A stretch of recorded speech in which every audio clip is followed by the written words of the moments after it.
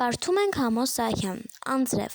Ամպը կախվել է ամպից, ամպամած օր է, վերը երկինք է մթին, ներքևը ձոր է, ինչ-որ տագնապ է ծորում, ինչ-որ սարսուռ է, ուշաթափվել է առուն և ուռին լուռ է, հավքը թևերն ամփոփել կարծես մրսում է, ում և ինչու չգիտե, բայց սպասում է, քամին քարայրն է մտել, փշաքաղվել է, քարայրի հոնքը ծռվել, աչքը շաղվել է, շանթը զարկել է ամպին, ահ, վիրավոր է, արյունակամ կլինի ամպը, ուր որ է: